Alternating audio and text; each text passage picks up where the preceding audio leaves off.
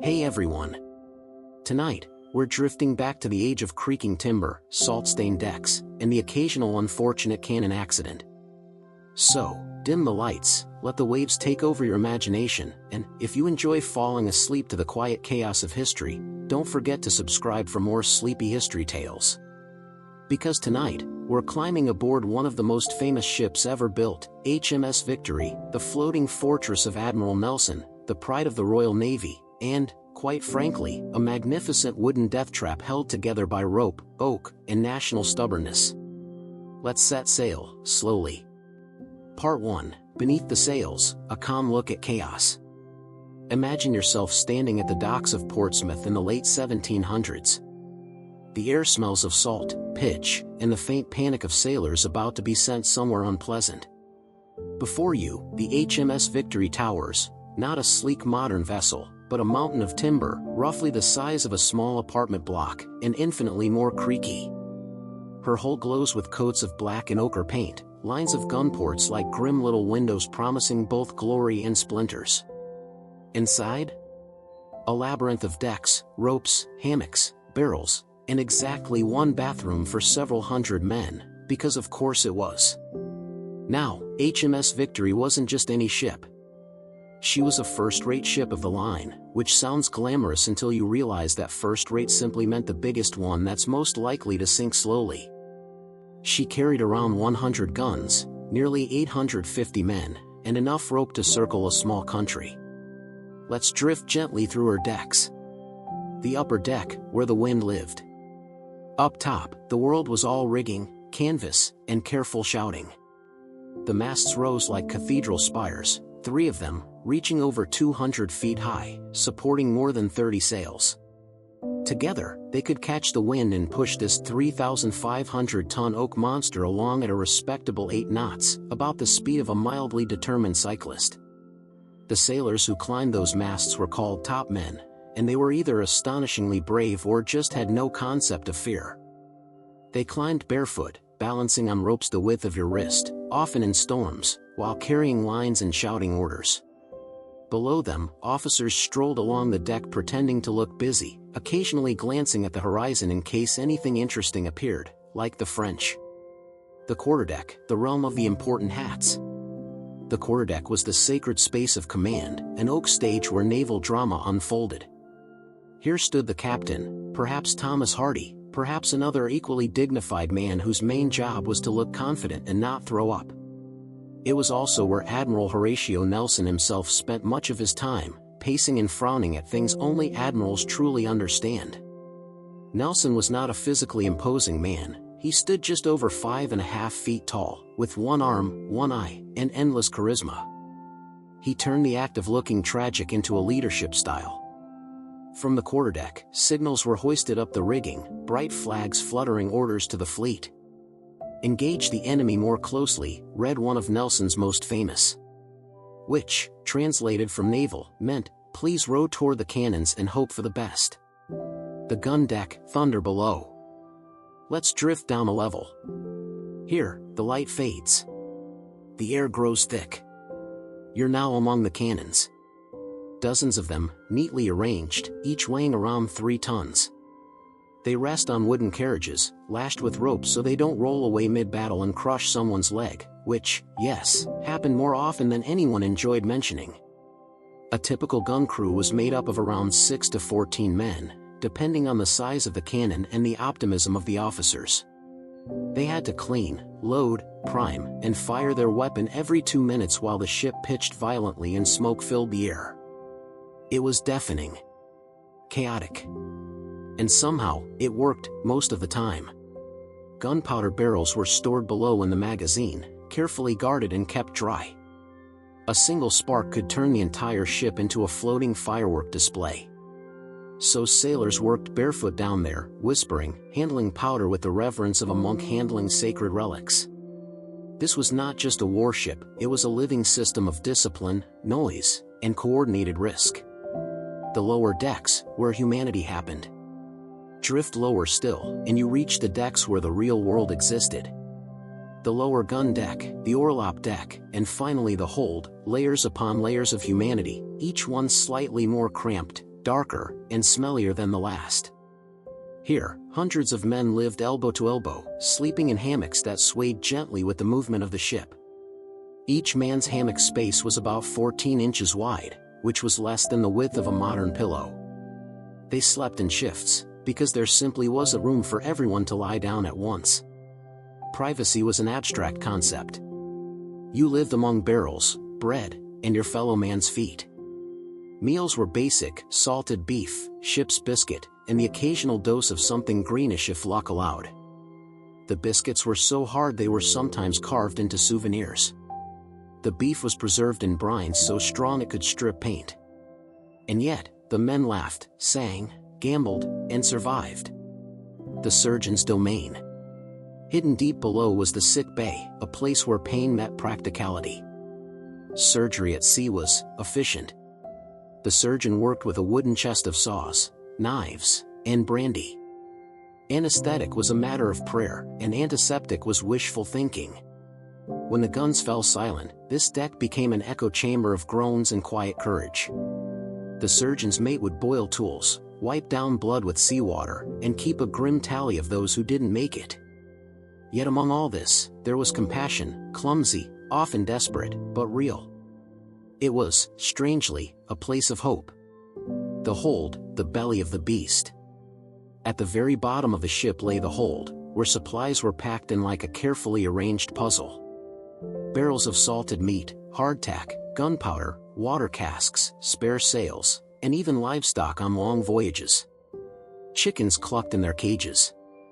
Rats scurried freely, pretending to be crew. The ship was its own floating ecosystem, perfectly balanced between order and decay. The officers' quarters, oak and ego. Back up on the wardroom deck, life was noticeably better. Here, the ship's officers dined together, using actual plates, with actual cutlery, and conversation that was occasionally civil. They discussed tactics, wrote letters home, and avoided the smell wafting up from below decks. Their cabins were narrow but private, each one with a small desk, a cot, and a portrait of someone they missed or owed money to. The captain's quarters, however, were a different world. Spacious, paneled and polished oak, with windows that actually opened. When not at battle, it doubled as a dining salon where officers were invited to pretend the ship wasn't made mostly of damp rope. It was here that Nelson spent many long nights drafting orders, writing to Lady Hamilton, and possibly wondering why his career involved so many exploding things. Daily life at sea. Days aboard HMS Victory followed a rhythm so rigid it could almost be hypnotic. Bells rang every half hour. Watches rotated in 4-hour shifts. Sailors scrubbed decks until they gleamed, then scrubbed them again because clean would meant fewer diseases, and fewer excuses to stop working. Every man had a duty, some swabbed, some steered, some sang sea shanties to keep time while hauling ropes. Others just tried not to fall overboard, which was considered good form. Punishments were creative. Flogging was standard. Keel hauling, dragging someone under the ship's barnacled hull, was rare but legendary. The Royal Navy ran on discipline, fear, and grog, in roughly that order. Still, there was camaraderie. A strange, salty brotherhood born from surviving the same storms and sharing the same meager rations. Next drift, the art of war at sea. Let's gently steer toward how all this actually worked in battle, the choreography of cannon, command, and controlled panic. When war came, the crew transformed from weary sailors to synchronized fighters. Guns were run out, sails trimmed, signals flashed. Orders boomed down the decks. Each cannon team moved in a ritual: swab, load, run out, aim, fire, recoil. Smoke filled the air so thickly that men fired by memory, trusting the rhythm of their drills.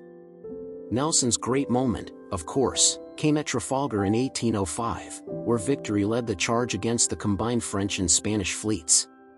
But that, dear listener, is a story for the next tide.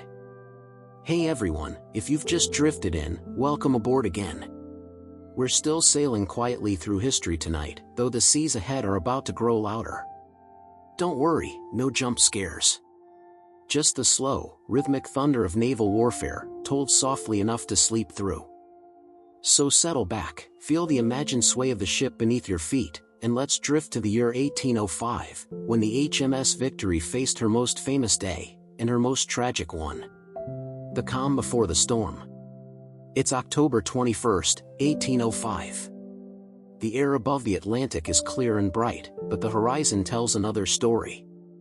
Off the coast of Spain, near Cape Trafalgar, the Royal Navy fleet is assembled, 27 ships flying the British ensign, their decks bristling with cannons, their sails taut with the morning wind. And out there, waiting, the combined French and Spanish fleet, 33 ships strong, glitter in the rising sun. It's beautiful, really, if you ignore the fact that everyone on board knows they're about to enter an organized catastrophe. Admiral Horatio Nelson stands on the quarterdeck of the Victory. He's dressed in his familiar uniform, blue coat, gold trim, medals gleaming, one empty sleeve pinned neatly where his right arm used to be. His single remaining eye squints at the enemy line, distant specks of white canvas and red flags. He's calm, composed, almost serene. Which is impressive, given that he's about to lead 20,000 men into one of the most decisive naval battles in history. Nelson's plan, madness, simplified. Nelson, as usual, wasn't planning to fight like a sensible person. Traditional naval battles involved lining up your ships neatly and exchanging cannon fire until someone eventually sank from boredom or fire damage. But Nelson had something more theatrical in mind. He intended to break the enemy line, slicing through it perpendicularly, forming two columns that would plunge directly into the heart of the opposing fleet. It was bold, reckless, and incredibly risky. It would expose his ships to broadside fire on approach, basically sailing into a wall of cannons. But Nelson trusted his captains, his crews, and probably fate. He believed in close combat, the kind where cannonballs splintered wood, and officers shouted orders through smoke so thick you could barely tell which way was up. So, at dawn, the Victory and her sister ships unfurled their flags and began the slow, deliberate crawl toward the enemy. The wind was light. The sea almost too calm. A deceptive peace, the kind that makes sailors nervous. England expects. Around 11:45 a.m., Nelson gave the signal. From the Victory's masts, signal flags fluttered into the breeze, spelling out a message that would be remembered for centuries. England expects that every man will do his duty. Simple. Patriotic. Slightly guilt-inducing. The crew, most of whom couldn't actually read signal flags, only realized what it said when the message was shouted down from above. A quiet murmur ran through the ship, a mix of pride, dread, and maybe mild resignation. Sailors adjusted their gun ropes. Marines took positions. Powder boys, small, terrified teenagers, carried cartridges from the magazine. Nelson turned to Captain Thomas Hardy, his closest friend, and said softly, "Now, I can do no more. We must trust to the great disposer of all events." Which is a polite 18th century way of saying, well, here goes nothing. The opening salvo. At 12:05 p.m., the battle began. The French ship Bucentaure, carrying Admiral Villeneuve, opened fire. One broadside, then another. Cannonballs screamed through the air, tearing into the water, smashing into hulls. For the Victory, it was 20 minutes of silent endurance, her guns couldn't yet reach. She sailed forward, slowly, majestically, taking hit after hit. Masts splintered. Sails ripped. Men ducked instinctively as iron tore through oak. The air filled with smoke, dust, and the strange, sweet tang of burnt powder. Still, the ship pressed on, directly into the enemy line. Then, with a deep, shuddering roar, Victory's guns fired back. The sound was deafening. The entire ship shook. Cannons recoiled violently, ropes snapped taut, smoke rolled through the decks in suffocating clouds. One sailor later said it felt like standing inside a thunderstorm made of splinters. Into the melee. By 12:45, the Victory had rammed the French ship Redoutable. The two hulls locked together, their rigging tangled in a wooden embrace neither side appreciated. Now, the battle became personal. Muskets cracked from the upper decks. Marines traded shots across the narrow gap. From above, French sharpshooters in the rigging fired down through the haze, invisible shadows picking off officers below. The air was thick with smoke, grit, and shouted orders. Nelson stood on the quarterdeck, still calmly watching, giving instructions as though conducting an orchestra. He wore all his medals, which, to be fair, made him easier to aim at. The fatal shot. At around 1:15 p.m., a French musket ball found him. It struck his shoulder, tearing downward through his spine. Nelson staggered. He knew instantly it was fatal. He was carried below decks, to the ship's cramped orlop, where the surgeon worked tirelessly among the wounded. The air there was heavy with blood, smoke, and salt water. As the battle raged above, Nelson drifted in and out of consciousness, listening to the cannon fire echo through the timbers. He asked repeatedly for news of the fight. "How goes the battle?" he whispered. Each time, Hardy told him the same: the enemy was beaten. The day was theirs. At 4:30 p.m., the surgeon recorded Nelson's final words. "Thank God I have done my duty." And with that, the admiral of the fleet slipped quietly away, the guns still thundering above him. Victory in ruin. When the smoke cleared, the British had won. 18 enemy ships were destroyed or captured. Not a single British vessel was lost. But the sea was littered with wreckage, broken masts, drifting planks, and the haunting silence that follows chaos. The Victory herself was battered nearly beyond recognition. Her decks were splintered, her rigging torn. The smell of smoke lingered for days. Yet she survived. She always did. Nelson's body was preserved in a barrel of brandy for the journey home, because the Navy was nothing if not practical. When Victory returned to England, the news spread like a shockwave. Bells rang. Crowds gathered. The admiral was gone, but the legend was born. The ship that wouldn't die. After Trafalgar, HMS Victory was patched up, refitted, and eventually retired. She spent decades as a training vessel, then as a floating relic of glory days past. By the late 19th century, she was falling apart, decaying quietly in Portsmouth Harbor. But people remembered. In 1922, she was permanently dry-docked and restored, a national symbol of endurance, craftsmanship, and slightly excessive naval ambition. Today, she rests there still, her decks open to visitors, her timbers still creaking softly when the wind blows through the rigging. If you stand aboard her at dusk, when the crowds are gone, you can hear the quiet echo of the past, the rhythm of the sea, the whisper of rope, and perhaps, faintly, the ghost of a man who refused to sit down, even with one arm and one eye. A gentle drift to the end. And so, the Victory remains. A monument not just to battle, but to the extraordinary complexity of life at sea, the sailors, the officers, the noise and exhaustion, the courage and fear. It's a reminder that history isn't all dates and names. Sometimes it's wood and water. Sweat and smoke. A moment of bravery, frozen forever in the sound of distant waves. So as you drift off tonight, imagine that calm after the storm, the water settling, the sails slack, the quiet hum of a ship that has seen too much and still endures. Sleep well, sailor. We'll drift again soon.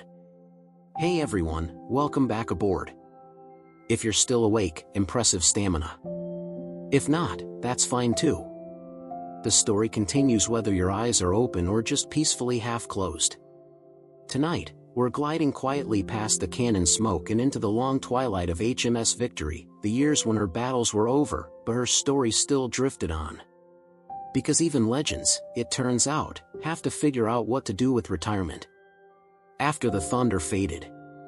When Victory limped back to Portsmouth in late 1805, she looked every bit the survivor she was. Her masts were splintered, sails ragged, and her hull peppered with holes that daylight slipped through. Inside, the deck smelled of smoke, tar, and something faintly heroic, or maybe just old gunpowder. Nelson was gone. His body, as you may recall, was shipped home in a barrel of brandy, a method that managed to be both efficient and unsettling. The admiral received a grand state funeral, while his ship quietly bobbed in the harbor, patched up by carpenters who probably wished she could talk. But the war wasn't finished.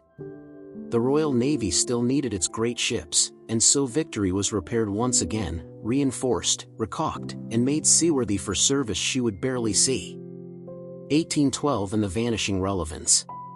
By the time the War of 1812 rolled around, Victory was no longer the bright star of the fleet.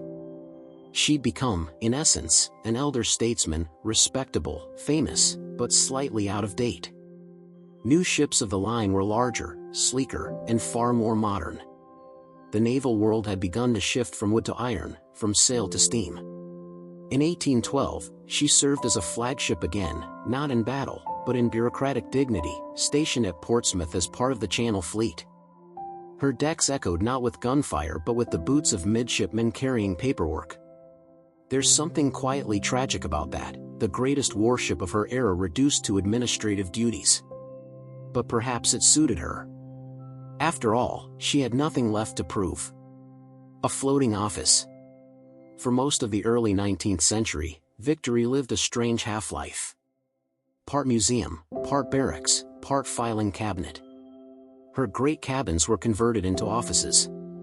Her gun deck stored supplies. On quiet days, clerks worked where cannon crews once stood.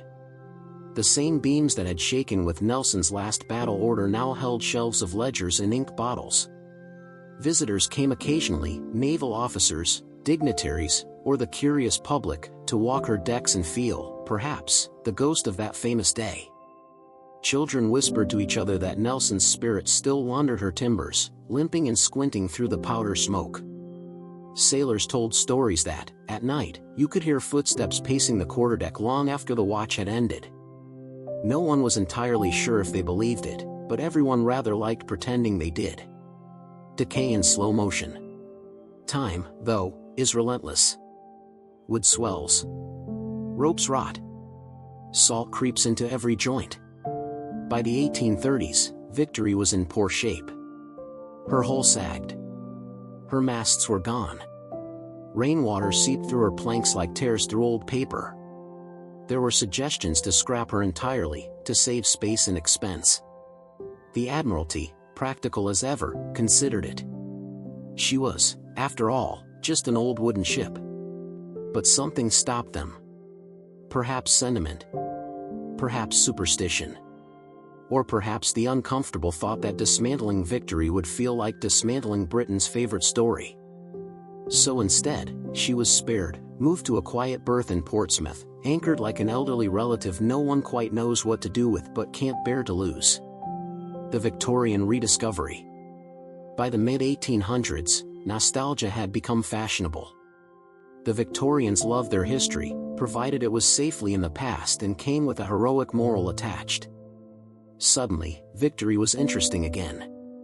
Naval cadets were marched aboard to learn discipline and history. Artists painted her. Writers waxed poetic about Nelson's wooden heart. Tourists took tiny ferries to see her. Queen Victoria herself visited in 1844, walking her decks in solemn reverence. She ordered that the ship be preserved as a lasting monument. That royal decree saved Victory once more, though preserved was perhaps optimistic. She continued to sag and leak. Rain found its way inside no matter how often she was patched. Her oak bones were tired. Still, she endured. The quiet centuries. The late 19th and early 20th centuries passed slowly for Victory. She was stripped of most of her fittings, disarmed, and permanently moored as a depot ship, which sounds respectable but essentially meant she was storage with a flag. Young sailors still trained on her. They learned how to tie knots, load powder, and salute portraits. To them, she wasn't a relic, she was part of the Navy's living memory. But outside, the world had moved on. Steamships now ruled the oceans. Steel replaced oak. The very idea of fighting a battle under sail had become quaint, something for paintings and bedtime stories. Victory, once a cutting-edge weapon, was now a ghost of technology past. 1922, the rescue. By the 1920s, time had finally caught up. The ship was rotting visibly. Sections of her hull were collapsing. The waterline was dangerously low. It was decided she would either be dismantled or saved properly. Public sentiment rallied. Newspapers ran campaigns. Schoolchildren collected pennies. Veterans wrote letters demanding her restoration. And so, in 1922, HMS Victory was towed carefully into No. 2 Dry Dock at Portsmouth, the very dockyard where she had been built over 150 years earlier. For the first time since the 18th century, she rested on solid ground. The restoration began, a slow, meticulous process involving carpenters, historians, and a surprising number of arguments about paint colors. It would take decades to stabilize her, but by the 1930s, she looked once more like a warship rather than a patient. A symbol through the wars. During World War II, bombs fell on Portsmouth. The dockyard shook, but Victory was miraculously untouched. Some said it was luck. Others said Nelson was still keeping watch. Either way, the ship survived yet again, charred around the edges, but still standing proud. After the war, she became an official museum ship, open to the public. Generations of visitors have since walked her decks, schoolchildren tracing the grain of her railings, veterans saluting quietly, tourists taking photos that never quite capture the gravity of standing where Nelson fell. She remains, even now, the oldest commissioned warship in the world, technically still part of the Royal Navy. The sound of memory. If you visit on a quiet morning, you'll notice something unusual. The air inside Victory is cool and faintly scented with pitch. The deck planks creak underfoot in a rhythm that sounds almost like breathing. In the captain's cabin, sunlight filters through glass that wasn't there in Nelson's time, but feels like it belongs. The great table where officers once plotted battles now holds laminated visitor maps and a donation box. On the orlop deck, a small brass plaque marks the spot where Nelson died. People speak softly there, as if not to wake him. And somewhere deep below, in the old magazine, the silence is complete. The walls seem to hum faintly, as though the ship remembers what it was made for. Wood, water, and time. Ships are meant to move. When they stop, they begin to fade. Yet Victory endures in her stillness. She's been rebuilt, re-rigged, and repainted so many times that only a fraction of her original timbers remain, but that's the way with all old things. Continuity is a kind of illusion, stitched together by care and memory. She's not just oak and iron anymore, she's symbolism. She's pride, history, and nostalgia made physical. And perhaps she's also a gentle reminder that even after the noise of battle, the world goes on. The waves keep moving. The ship becomes quiet again. The last watch. Every evening, as Portsmouth harbor lights dim, a naval guard still raises and lowers Victory's ensign. It's a small ritual, mostly ceremonial, but it keeps her commissioned. The ship that once thundered at Trafalgar still officially serves. When night falls, her decks are empty. The museum gates close. The gulls settle on her masts. And the wind sighs through the rigging, the same sound it made over 200 years ago. Some swear they've heard footsteps then, slow, deliberate, pacing the quarterdeck just as they did in 1805. Maybe it's the wood contracting in the cool night air. Or maybe it's just a memory refusing to leave. Drifting to the end. So that's where we'll leave her tonight. HMS Victory, a survivor of storms, wars, bureaucracy, and time itself. A wooden echo of a world long gone, yet somehow still afloat in spirit. If you listen closely, you can almost hear the faint murmur of the sea against her hull, steady, rhythmic, eternal. And if you're lying in bed right now, eyes half closed, maybe you can imagine that gentle rocking, the lull of distant waves against a harbor wall, the quiet of a ship that's finally at peace. Sleep well, sailor. We'll drift again soon, somewhere else in the endless, drowsy sea of history. Picture the world in 327 BCE, an empire stretching from Greece to India. The air smells of dust, campfires, and ambition. Alexander of Macedon is 29 years old, undefeated in battle, and in that specific mental state where you've conquered so much that marrying someone feels like the next logical expansion. He's in Bactria, modern-day Afghanistan, a mountainous region famous for two things: beautiful landscapes not wanting to be conquered by anyone, especially him. The locals had put up quite the resistance, led by a nobleman named Oxyartes, whose daughter, Roxana, was, according to every ancient historian, the most beautiful woman in Asia. Which probably says more about the historians than about Roxana. A meeting among mountains. The story goes that Alexander met Roxana during a feast after one of his mountain campaigns. She entered the room dressed in the traditional Bactrian way, silk robes, veil, jewels, carrying a golden bowl as part of a peace ceremony. Alexander, allegedly, was struck speechless. Which, given his track record for speeches, is impressive. He decided, on the spot, that he would marry her. This was not the kind of decision his generals liked. For one, Roxana wasn't Macedonian. She wasn't Greek. She wasn't even part of any of the royal families Alexander's advisors had been trying to link him with. She was, to them, a foreign noblewoman from a newly conquered region, politically inconvenient, socially confusing, and very likely to annoy every aristocrat back home. Naturally, Alexander did it anyway. The wedding. Their wedding took place in 327 BCE, in a quiet mountain fortress called Sogdian Rock, which Alexander had recently captured. The setting was, depending on your perspective, either romantic or deeply unsettling. There were garlands, torches, sacrifices, music, and Macedonian soldiers pretending not to mind that their king was marrying the daughter of last week's enemy.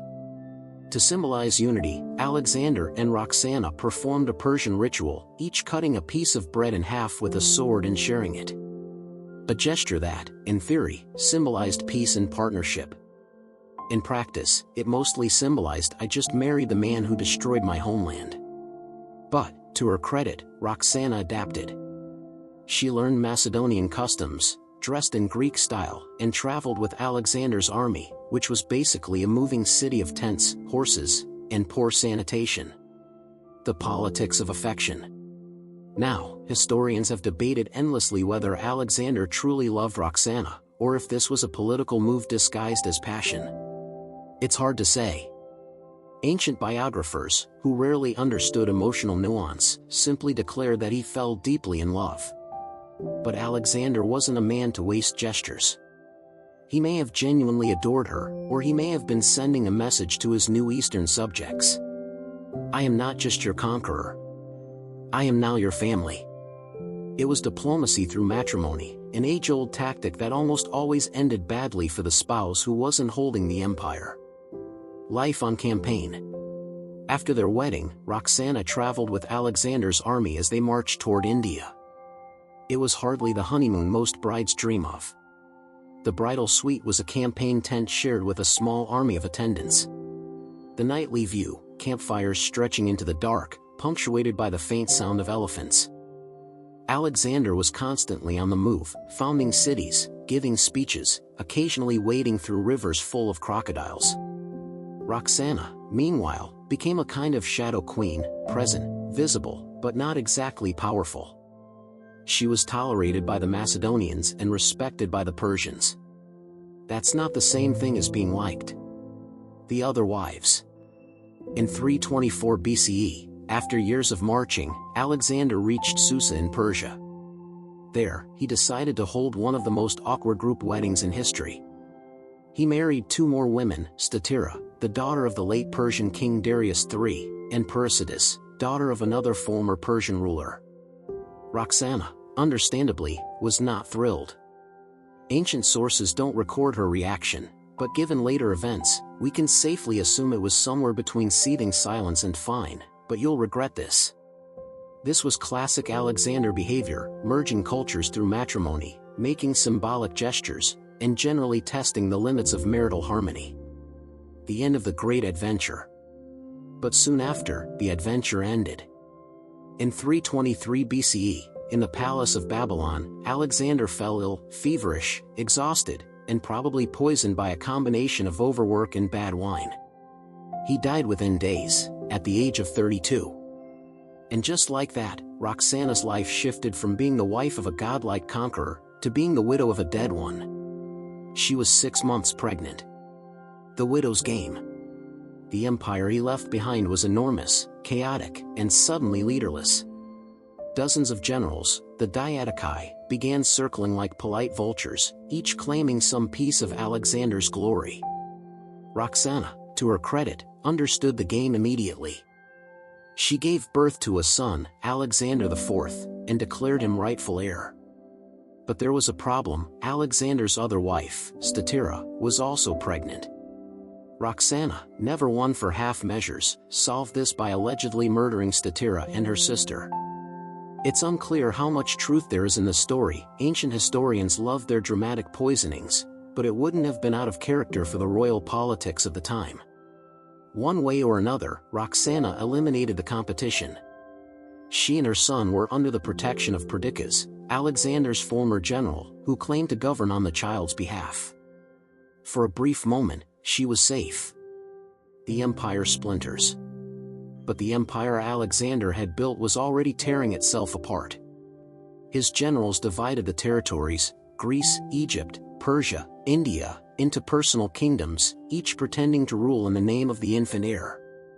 Roxana became a symbol, the living link to Alexander's bloodline. That made her important. It also made her dangerous.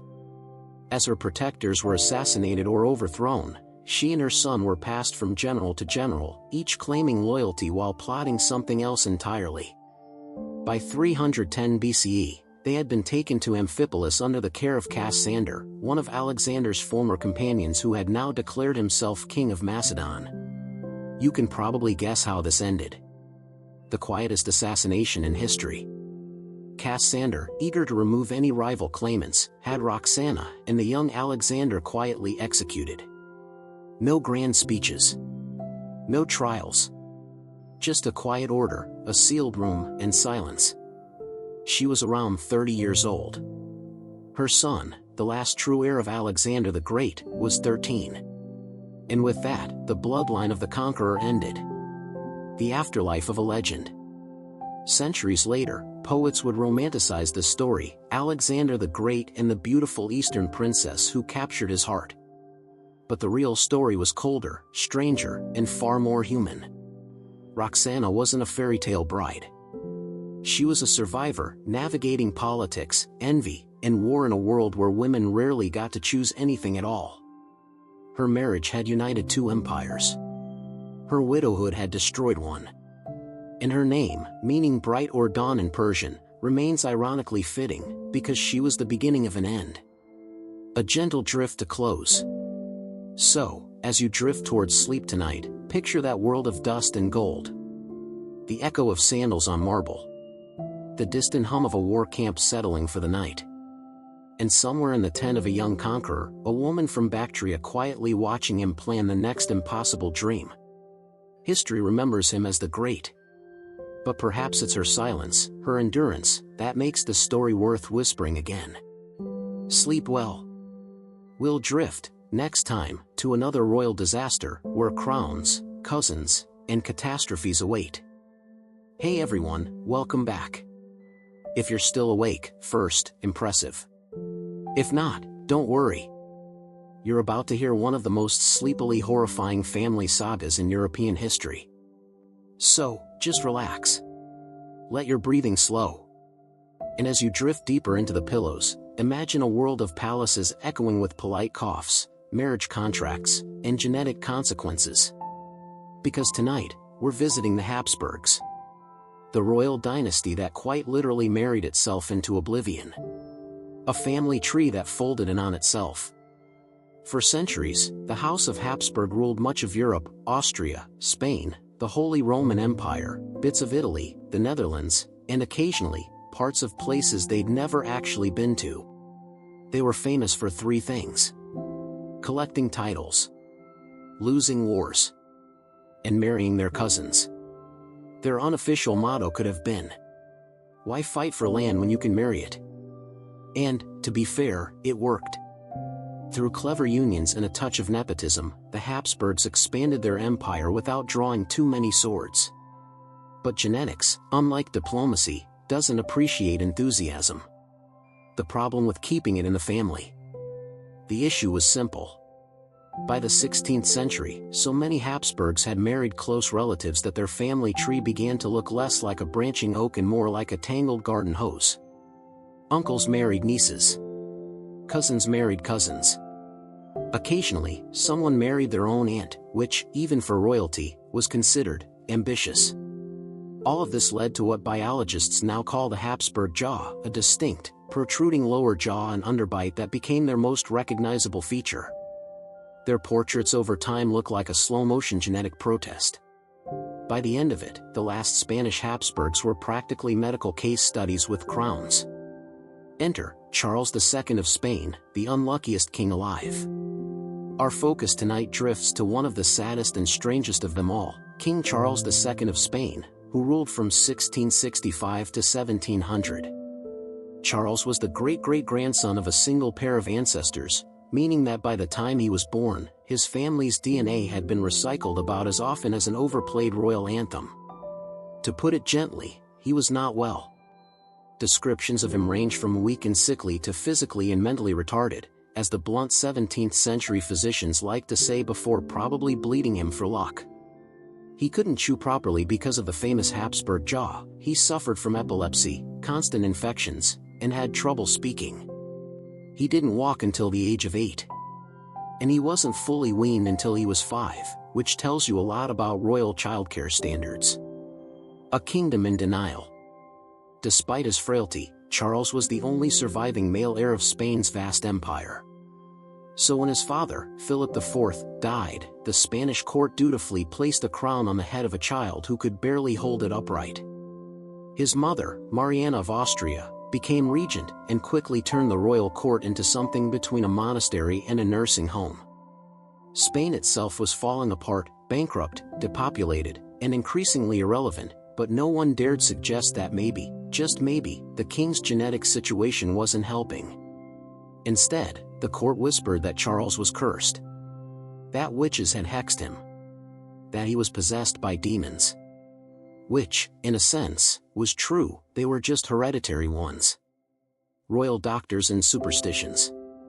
Charles was treated by an army of doctors and priests who had no idea what they were doing.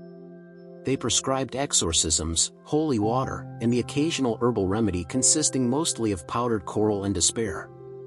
At one point, they made him drink human skull powder, ground bone mixed into his wine, because someone thought that would cure him. It didn't.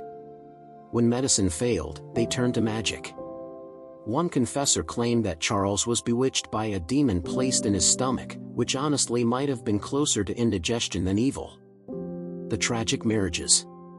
Because of course, the solution to a collapsing dynasty was to make him marry.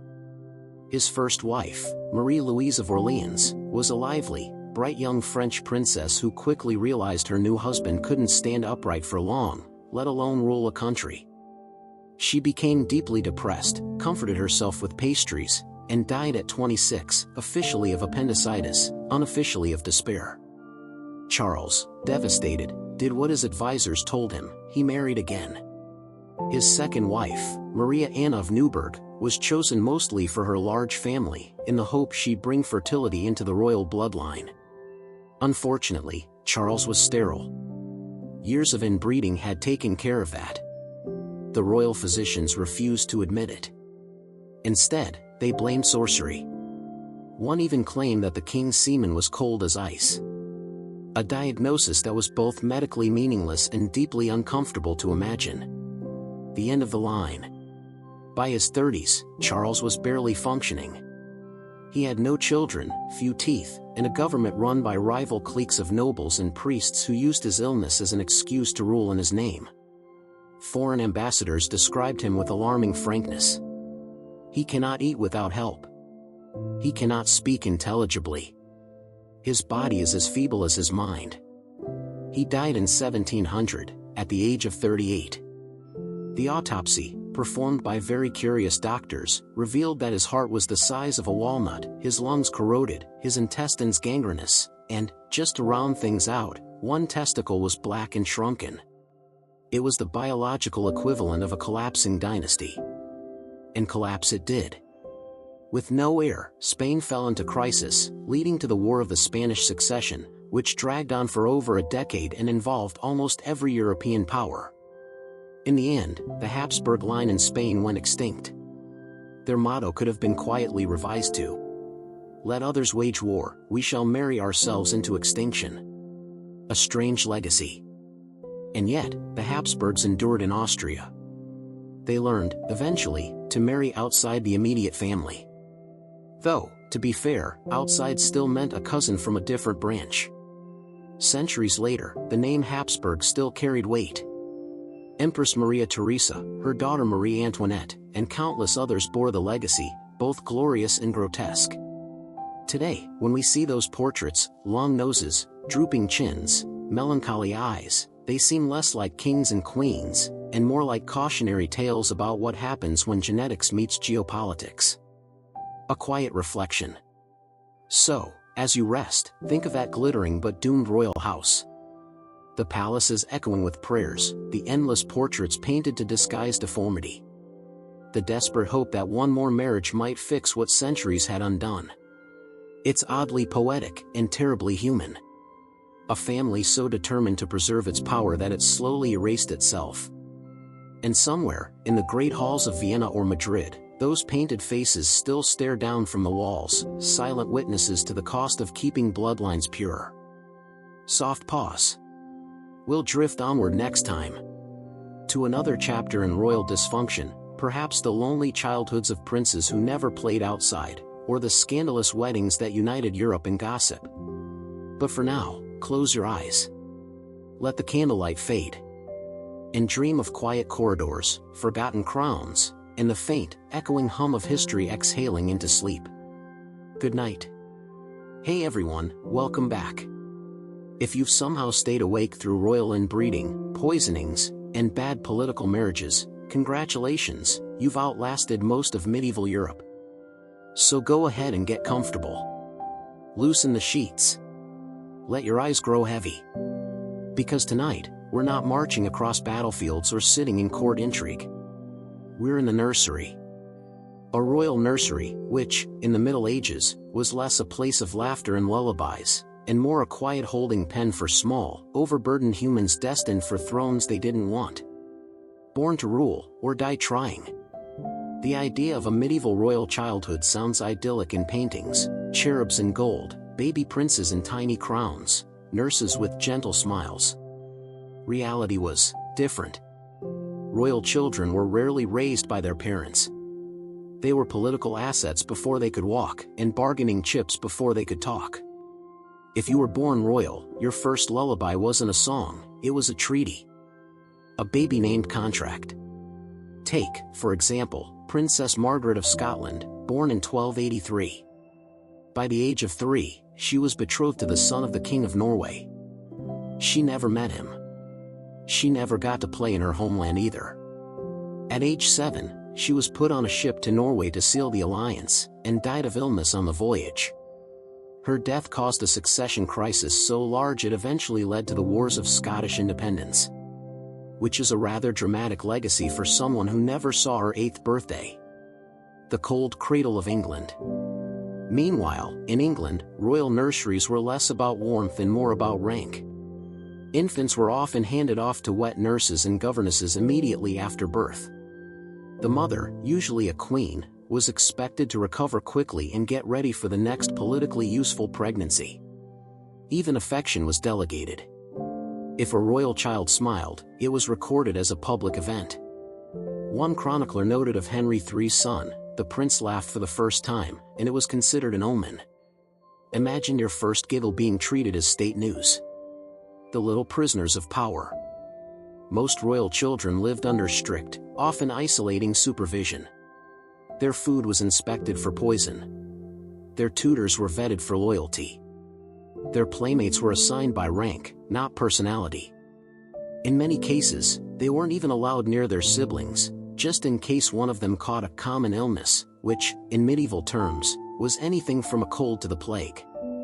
And that's assuming they lived long enough to attend lessons. Because infant mortality was a frequent visitor to royal chambers. For every prince who survived, 2 more were quietly buried before the age of 5, their names noted briefly in the records, followed by God took him young. Prince Edward, the overeducated child. Let's drift over to Prince Edward, later known as Edward VI of England, the only legitimate son of Henry VIII. Edward was born in 1537 after years of his father's marital chaos and religious reform. The entire kingdom celebrated, Henry finally had his male heir. But Edward's childhood wasn't joyful. His father was aging and paranoid, his stepmothers kept dying or being executed, and his education was intense. He was taught Latin, Greek, theology, philosophy, and politics before he was 10. He learned that kings were divinely chosen, and that he, personally, carried the burden of salvation for the nation's soul. So, no pressure. He became a serious, studious boy, polite, pious, and permanently ill. He wrote letters in Latin to his tutors and recorded outbreaks of plague in his personal diary like a child writing weather updates. Edward died of tuberculosis at 15, after a lifetime spent studying to be a king he barely got to be. The chroniclers called him saintly. He probably just needed some fresh air and less homework. The dauphin who never smiled. Across the channel, in France, things weren't much better. Louis XIII, born in 1601, was the long-awaited heir to the French throne. His mother, Marie de Medici, adored him from a distance. His father, Henry IV, was charming but unfaithful and occasionally forgot his son existed. Louis grew up surrounded by courtiers who bowed, smiled, and whispered. He was shy, quiet, and often sick. As a child, he suffered from mysterious fevers and insomnia, which, frankly, makes him sound like a medieval insomniac historian waiting to happen. When his father was assassinated, 9-year-old Louis became king. He was too young to understand power but old enough to understand loneliness. His regent mother ruled in his name, and when he came of age, he spent most of his life trying to escape her control. His reign was marked by silence, anxiety, and a chronic inability to express affection, habits learned early from a childhood spent in velvet isolation. Royal education, half monastery, half prison. Royal education in the Middle Ages was a strange mix of luxury and cruelty. Children were dressed in miniature court attire, expected to bow to adults, and punished for small mistakes with cold baths or fasting. They learned to ride, hunt, pray, and sign documents they didn't understand. By 10, most princes could deliver a speech about divine kingship. By 12, they were told they might die defending it. If they ever showed childish behavior, tutors scolded them for forgetting their dignity. It's no wonder so many grew up nervous, joyless, and vaguely allergic to people. The child king of England, Henry VI. Let's drift back to England for a moment, to Henry VI, crowned king at 9 months old. A baby king. His father, Henry V, had died of dysentery, and his son inherited both the throne and the ongoing 100 Years' War with France. Naturally, he had no idea. While the kingdom fell into chaos around him, little Henry was raised by caretakers, priests, and nobles who used his name to issue decrees. When he grew older, he turned out gentle. Too gentle. He was kind, devout, and utterly unsuited to politics. He loved reading the Bible and founding colleges more than leading armies. In a time of swords and suspicion, that made him look weak. He eventually suffered mental breakdowns, lapsing into catatonic silence for months, during which he didn't recognize his wife or child. The kingdom, predictably, tore itself apart in civil war. And all because a lonely boy had been raised to be a symbol instead of a person. Princess Isabella, the spoiled one. Of course, not all royal childhoods were sad in the same way. Some were extravagantly miserable. Consider Isabella of France, daughter of King Philip IV, born into unimaginable wealth, raised in Paris's grandest palaces, and doted on by everyone. She had jewels, tutors, and a wardrobe larger than most villages. By 12, she could quote Latin poetry and had never been told no. She was called the She-Wolf of France later in life, but that nickname began with her upbringing. Her childhood was so insulated, so utterly removed from the world, that she grew into an adult incapable of empathy. She married Edward II of England, a man whose hobbies included ignoring her and giving royal titles to his boyfriends. Eventually, she overthrew him, had him imprisoned, and quite possibly murdered. But before the scheming and the rebellion, there had been a lonely, overindulged girl, one who mistook power for affection because no one had ever taught her the difference. Royal toys and tiny thrones. You might wonder what royal children did for fun. The answer is, not much. They had toys, carved animals, wooden dolls, miniature suits of armor, but they were expected to play quietly and with dignity. Some were even given thrones as toddlers, so they could practice sitting still in majesty. Imagine being 3 years old and getting scolded for slouching during pretend court. Even their pets were political. When the young King Richard II of England owned a greyhound, his courtiers turned it into a symbol of royal loyalty. A dog became propaganda. That tells you everything about medieval childhood priorities. The heir and the spare. One of the most quietly tragic dynamics in royal families was between siblings, the heir and the spare. The eldest child was smothered with attention, pressure, and surveillance. The second child was ignored until needed. If the heir died, the spare stepped in, bewildered and unprepared. If the heir survived, the spare was quietly sidelined, often sent to the church or an arranged marriage. This emotional imbalance left entire generations of royals insecure and paranoid. Many of Europe's bloodiest feuds started in the nursery, between brothers taught to compete before they could read. Growing up royal and growing old too soon. By the time most royal children reached their teens, they were effectively adults. At 14, they might be married. At 16, leading armies. At 20, exhausted. The ones who survived, physically and mentally, often became the kind of monarchs history calls strange, cold, or mad. It wasn't madness. It was the quiet aftermath of a loveless, ceremonial childhood. A gentle reflection. So tonight, as you drift off, picture those candlelit nurseries, the velvet drapes, the silver spoons, the echoing silence. Tiny figures in embroidered gowns, clutching wooden toys, listening to footsteps fade down a long marble corridor. Every kingdom celebrated their births. Few remembered their laughter. And though their names fill our history books, their stories are mostly of waiting to grow up, to rule, to die, to be remembered. They were born to be symbols. They died as people no one ever truly knew. Hey everyone. Welcome back to another quiet descent into history's most glittering, ridiculous tragedies. If you've made it this far, you've survived genetic catastrophes, cursed royal nurseries, and at least one demon-possessed Spanish king. So go ahead and let your body sink into the mattress.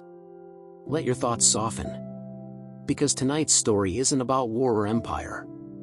It's about pride, envy, and the spectacularly unself-aware people who happen to rule entire nations while having the emotional stability of wet parchment. This is the story of royal dysfunction, where crowns and egos collide.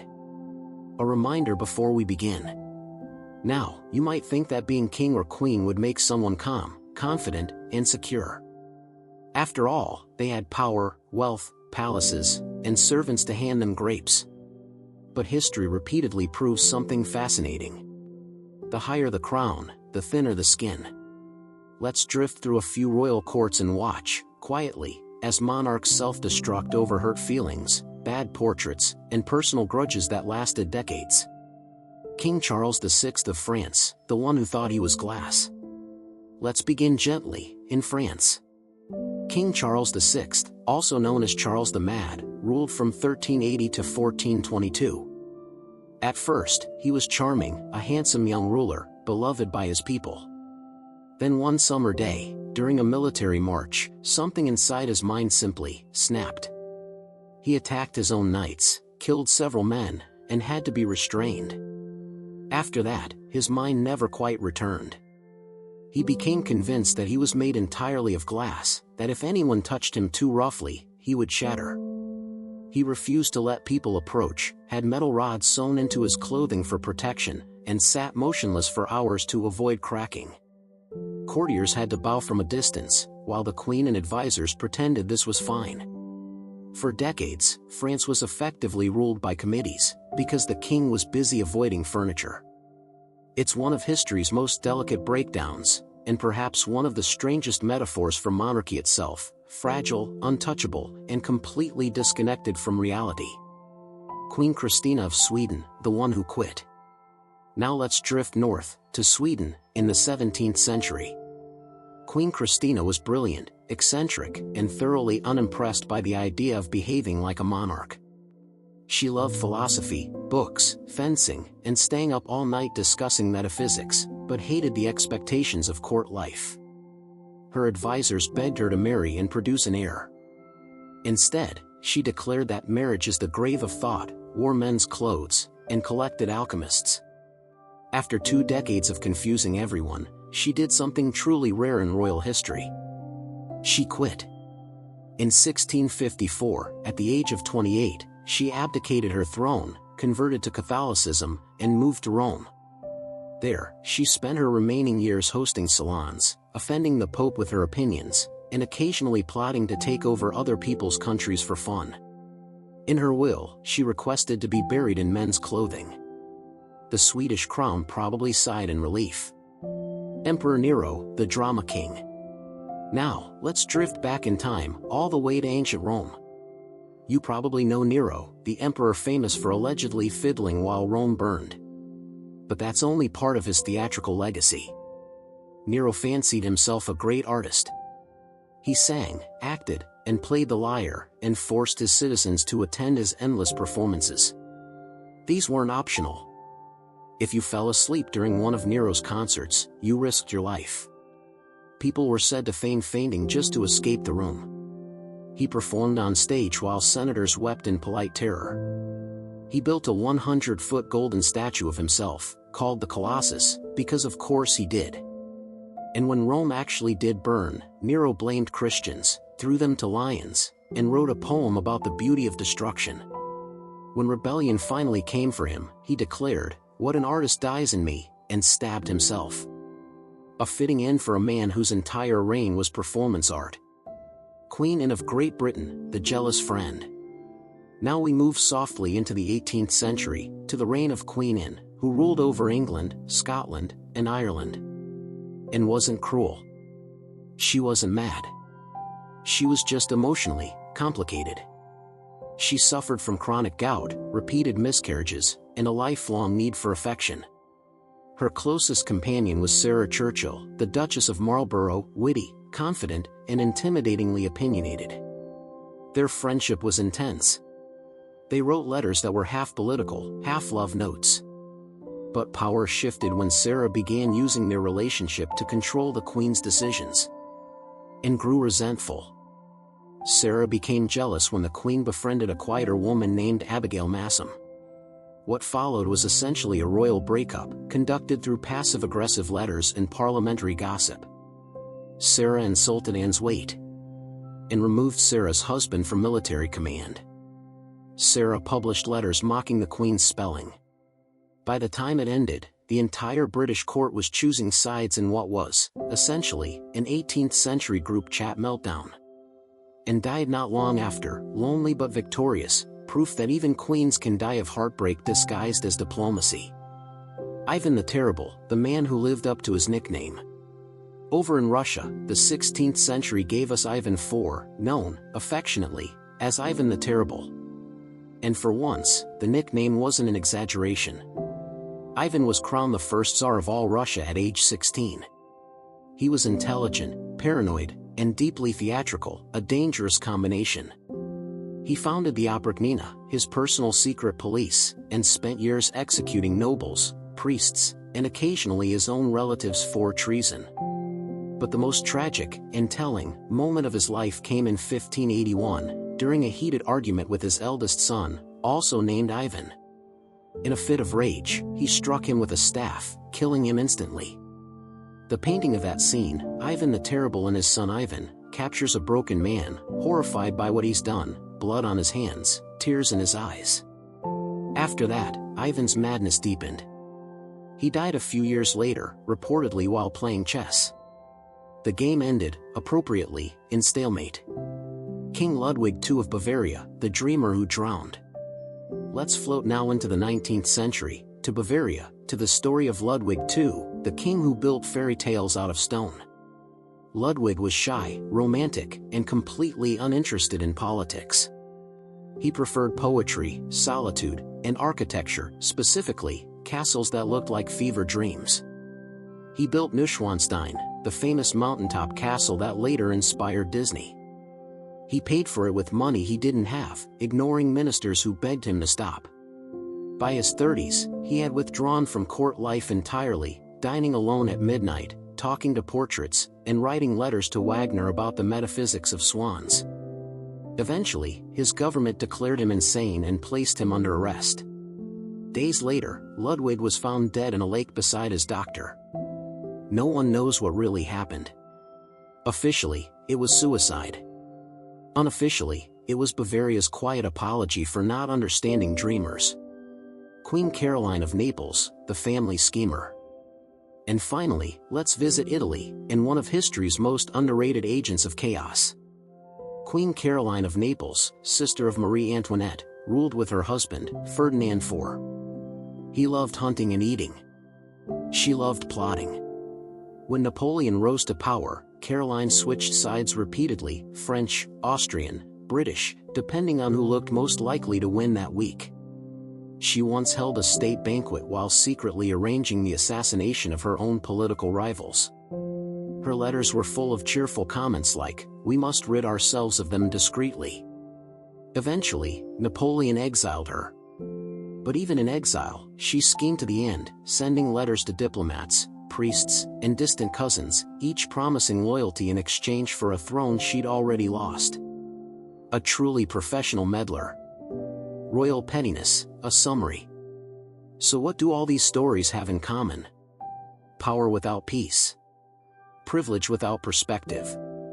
And the eternal human talent for taking things personally.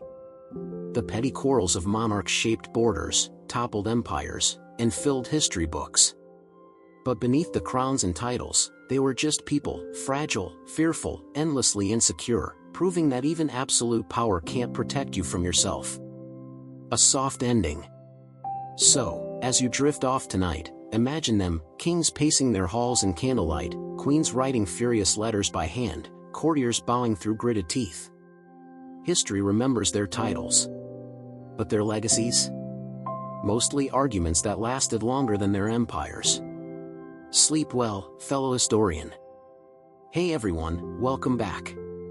If you're still awake, first of all, congratulations. You've just outlasted 1,000 years of royal meltdowns, fragile egos, and questionable decision-making. But before we close the book tonight, let's turn to one of the quietest, strangest tragedies in European history, a royal family so obsessed with keeping their bloodline pure that they slowly erased their own future. This is the story of the Spanish Habsburgs' legacy, inherited by the Bourbons, and the strange, soft echo of a dynasty that quite literally ran out of DNA. So, dim the lights. Get comfortable. And let's drift back to Spain, around the late 1600s, where everything was royal, religious, and quietly falling apart. Charles II, the king who shouldn't have been alive. We begin, naturally, with King Charles II of Spain, the most famous example of inbreeding in royal history. He was born in 1661, the product of generations of cousin marriages. By this point, the Habsburg family tree looked less like a tree and more like a very determined vine looping back on itself. Charles's father, Philip IV, had married his own niece. His grandparents were already double cousins. And by the time Charles arrived, he carried nearly as much genetic overlap as if he'd been the child of siblings. He was described, somewhat cruelly, as short, weak, and epileptic, with a protruding jaw so pronounced that he couldn't properly chew food. Courtiers whispered that his tongue was too large for his mouth, though that might have just been gossip from people jealous of the king's collection of toy soldiers. He didn't walk until age 8. He didn't speak clearly until nearly 10. And by adulthood, he was less a ruler and more a living ghost wandering his own palace. Spain's dying empire. Under Charles, Spain's once mighty empire began to crumble. Gold from the New World dried up. Wars bled the treasury dry. And the king himself spent much of his reign in prayer, or being prayed for. He believed himself cursed, and frankly, so did everyone else. Priests performed exorcisms in his bedchamber. Doctors made him drink potions of pulverized gemstones. Meanwhile, his ministers squabbled like buzzards over a still-breathing carcass, the Spanish throne. Charles, poor man, longed for an heir. He married twice. Neither marriage produced a child, which, given his condition, was not entirely shocking. He once blamed witchcraft for his infertility. Which was, in a way, true, if you consider genetic collapse a form of dark magic. The end of the line. Charles II died in 1700, at the age of 38. He left behind no heirs, no dynasty, and a will that triggered the War of the Spanish Succession, one of Europe's messiest family feuds disguised as politics. But his death wasn't just the end of a king.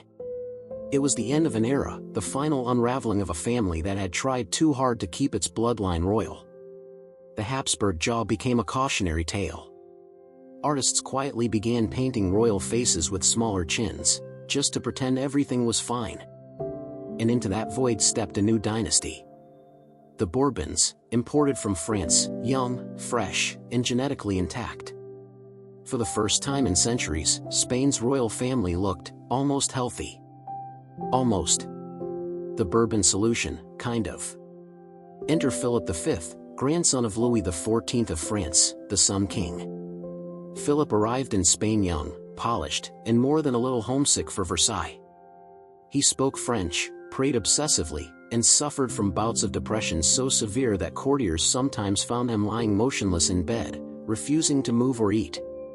His wife, Maria Louisa of Savoy, took over many of his duties while trying to keep him functional. When she died, he plunged into despair until he married Elizabeth Farnese, who quickly became the power behind the throne. She ran the kingdom. He ran out of willpower.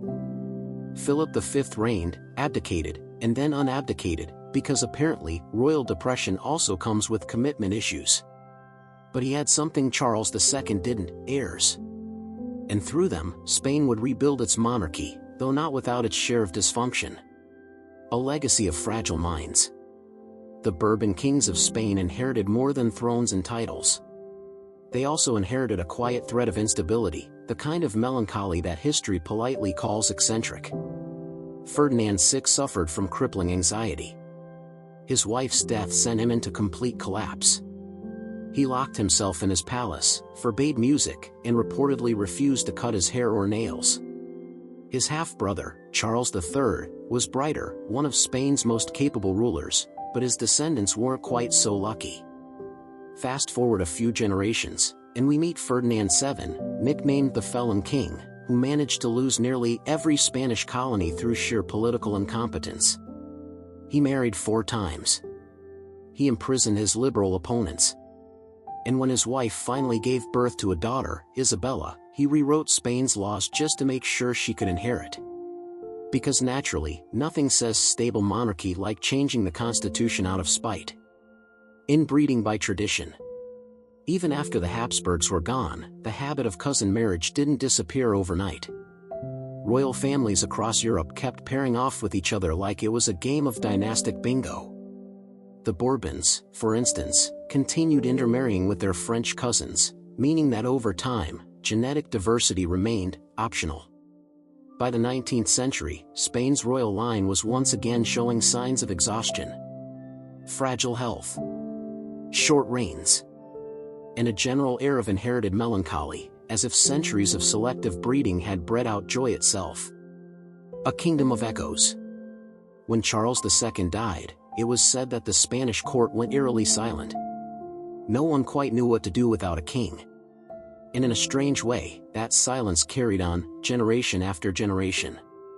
Kings who reigned half-heartedly. Queens who prayed for miracles instead of heirs. Courtiers who pretended everything was normal, even as their monarchs unraveled.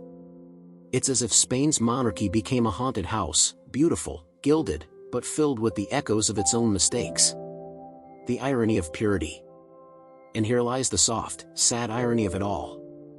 The very thing that was supposed to keep the bloodline pure, the cousin marriages, the careful genealogies, the insistence on royal birth, was the thing that poisoned it. The Habsburgs and Bourbons believed that common blood would weaken them. But isolation weakened them far more. History is full of such contradictions. Empires fall not because of grand enemies, but because of quiet decay, the kind that happens over candlelight dinners, in gilded halls, among people too proud to see themselves fading. A soft farewell to the Habsburgs and Bourbons. So, as we close tonight's story, picture this. A dim, candlelit palace. A king with trembling hands. A queen whispering prayers for children that will never be born. And a lineage, centuries old, dissolving quietly into history. The marble floors remain. The portraits still hang. But the faces are gone. What's left is the lesson. That power, when too closely guarded, eventually collapses under its own perfection. Closing whisper. And that's where we'll leave them, the royals who loved too narrowly, ruled too fearfully, and slept under crowns that grew heavier with each generation. So close your eyes now. Let the echoes of their castles fade into the dark. And remember, even kings, in the end, are just people trying not to fall apart. Good night, dear listener. And if you enjoyed drifting through this strange, sleepy history, remember to subscribe, or just let the next story play while you rest. Because history doesn't stop when we sleep. It just gets quieter. Hey everyone. Tonight, we're drifting back to the year 793. The candles are low, the waves are quiet, and the world, at least in northern England, is peaceful. Or at least it thinks it is. So go ahead, settle in. Pull your blanket a little higher, let your breathing slow. Because this is one of those nights in history when everything changes quietly, and then all at once. It's the story of a tiny island monastery off the Northumbrian coast. A sleepy, sea-worn place called Lindisfarne.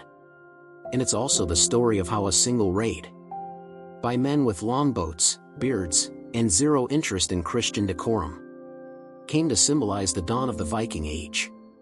Water wave drifting to Lindisfarne. Let's picture it together. The year is 793 CE. The island of Lindisfarne, also known as Holy Island, sits just off the northeastern coast of England. At low tide, you can walk to it from the mainland. At high tide, the sea quietly swallows the path, leaving it isolated, like a prayer floating in mist. The monks here live simple lives. They rise before dawn. They chant, copy scriptures, illuminate manuscripts in careful gold ink. Their greatest treasure isn't gold, it's words. Books, written by hand, in silence.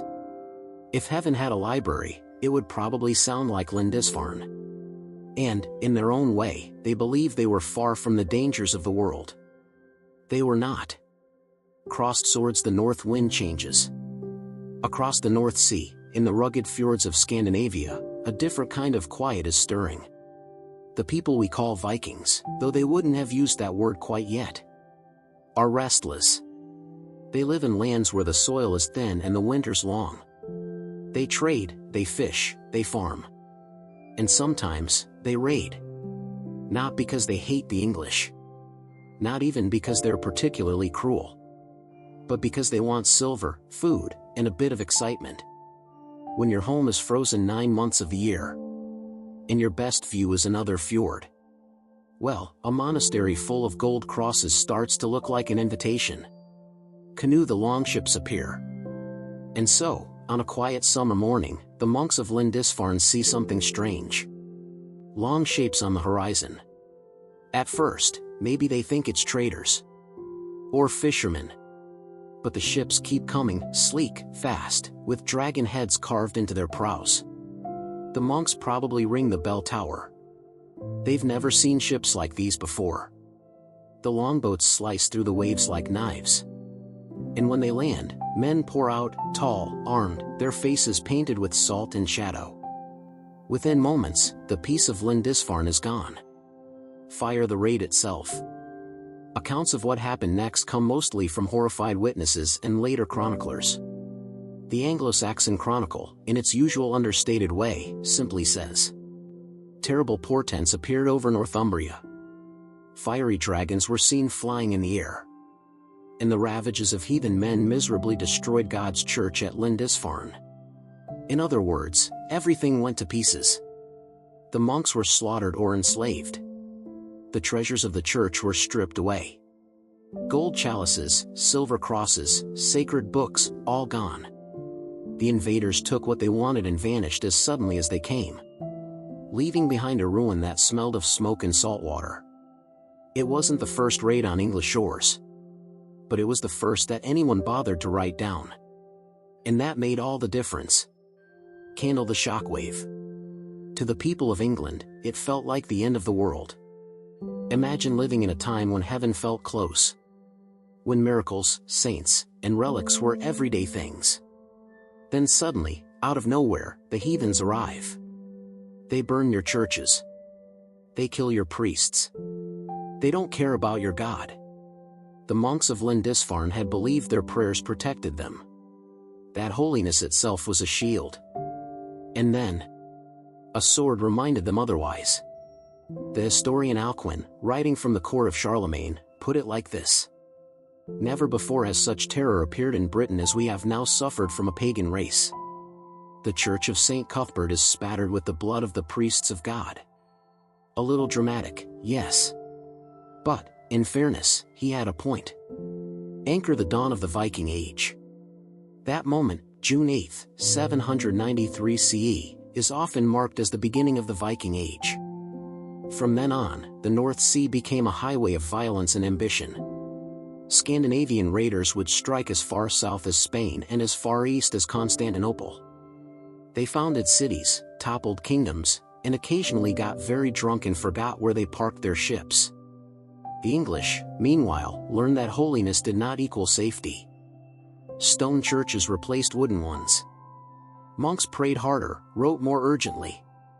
One can imagine a monk sitting in the wreckage, quill trembling, copying psalms onto parchment by candlelight, determined to preserve what little peace he could. Fog. Who were the raiders? Historians debate exactly who those first raiders were. Some say they came from Hordaland, in western Norway.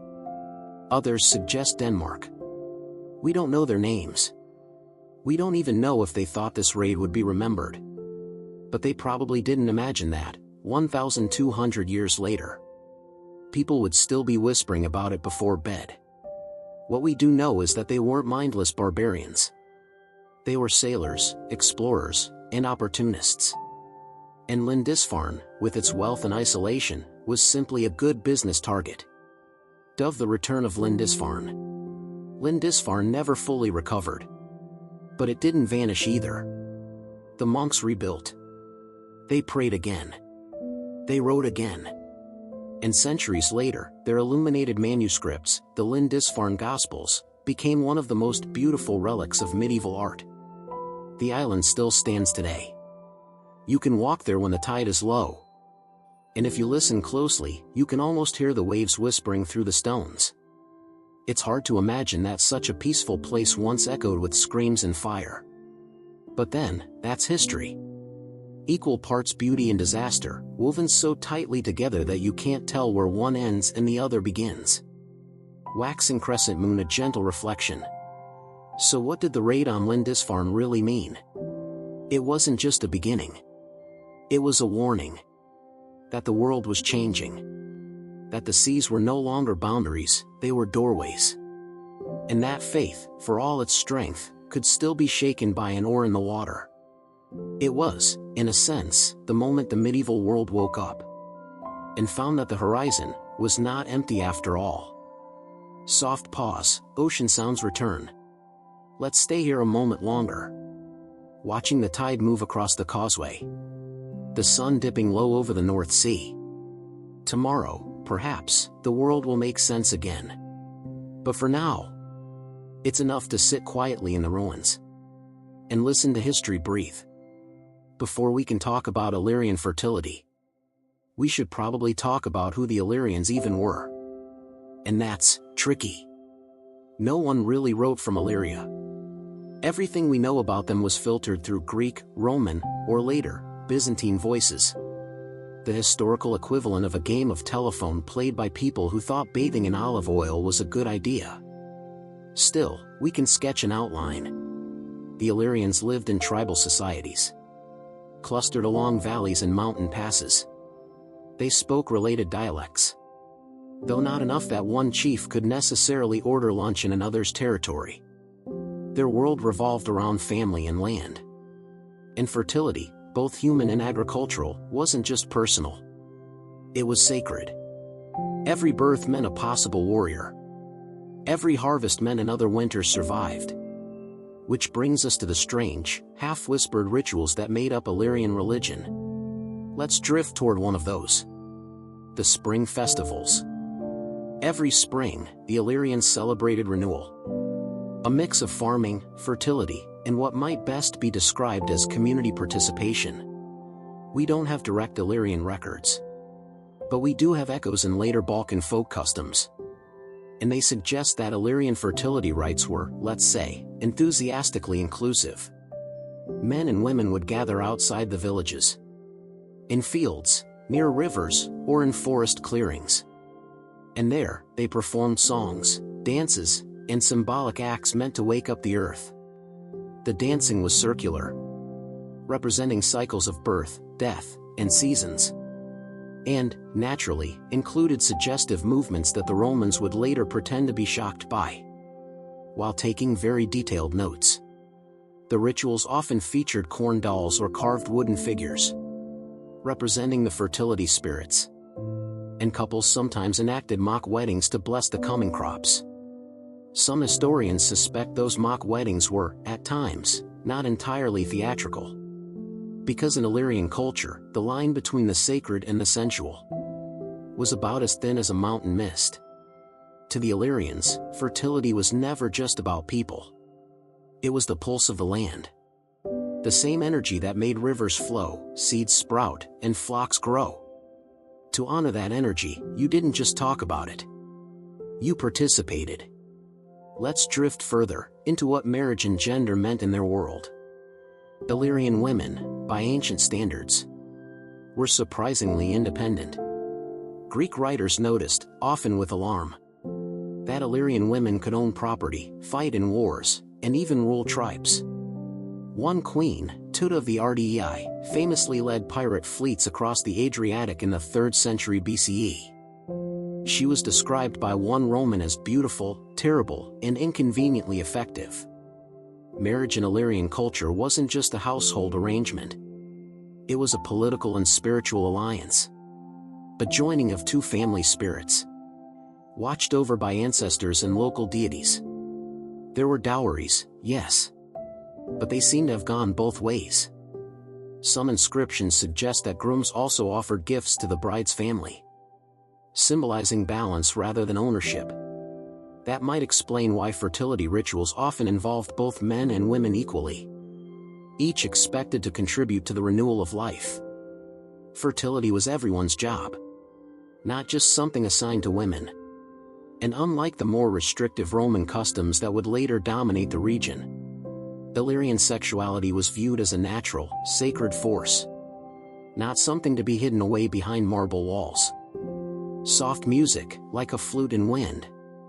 Let's drift to the temples. Or what passed for temples. Because the Illyrians didn't build grand sanctuaries. Their worship happened in caves, groves, and under open skies. At the heart of Illyrian spirituality was the goddess Anxiotica, a fertility and love deity associated with water and beauty. She was, essentially, their version of Aphrodite, though less about perfume and more about thunderstorms.